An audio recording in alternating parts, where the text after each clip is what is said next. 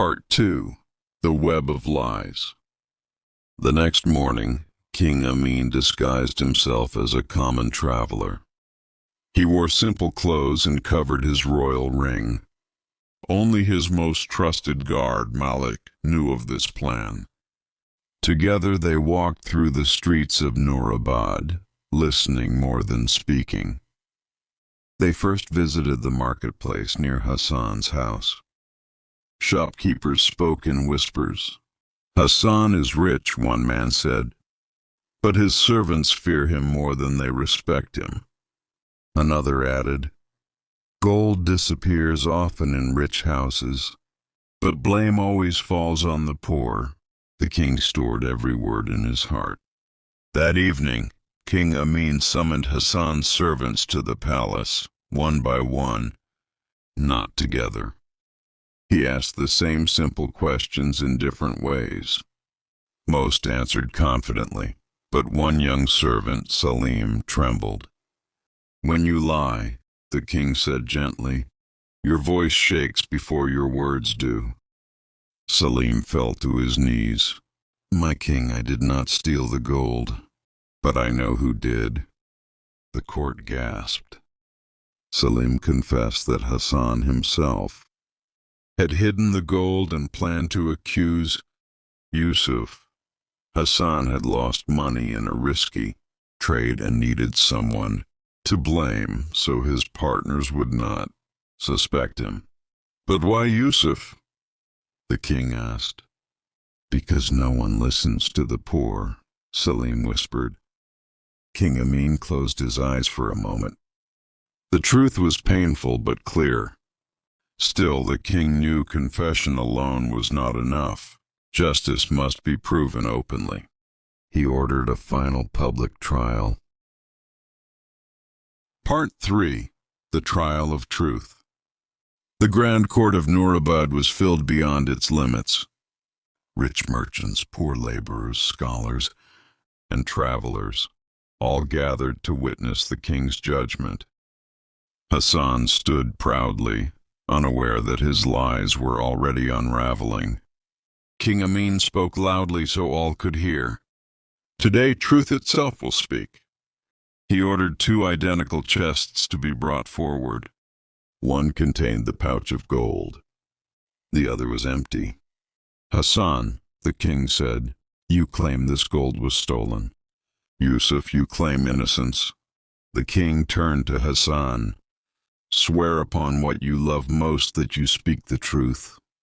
Hassan placed his hand on his wealth ledger without hesitation.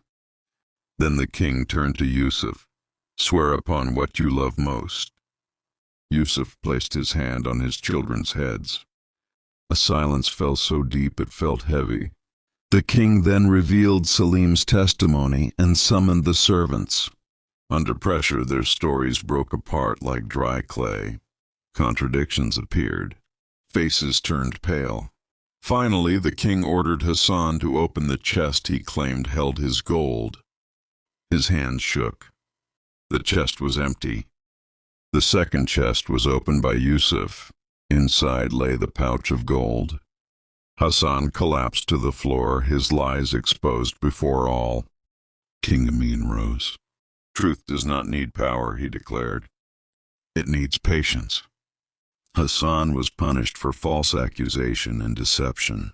Yusuf was rewarded and honored publicly. The people of Nurabad learned a lesson they never forgot. Truth may walk slowly, but it always arrives. Part 4. The King's Legacy.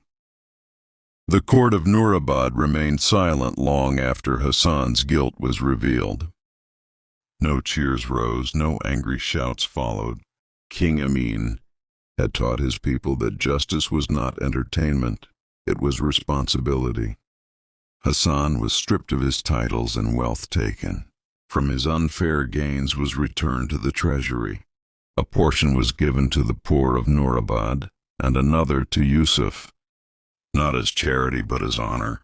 Yusuf stood before the king, tears in his eyes. "My king," he said, "you did not only save my name, you saved my children's future." King Amin placed his hand on Yusuf's shoulder. "Remember this," he said softly. "Truth protected you today. Protect it tomorrow." Yusuf was later appointed head carpenter of the city, trusted to oversee public works. The poor saw hope in his rise, and the rich learned humility from Hassan's fall. Salim, the servant who spoke the truth, was freed from fear and given honest work in the palace. The king knew that courage must be rewarded, or it would disappear from the world. Years passed, but the story of that trial did not fade. Parents told it to their children. Teachers used it to explain justice. Travelers carried it beyond borders. When King Amin grew old, he gathered his advisors and said, "A kingdom does not survive by walls or weapons. It survives by trust. When truth is protected, people protect the kingdom." When he finally passed away, the people of Nurabad lit lamps across the city, not in mourning, but in gratitude. They believed his spirit lived on in every fair judgment. Final moral: truth is the strongest power in the world. Lies may rise quickly, but only truth can stand forever. A wise leader listens carefully, judges patiently, and never allows wealth or status to silence honesty. End of the story.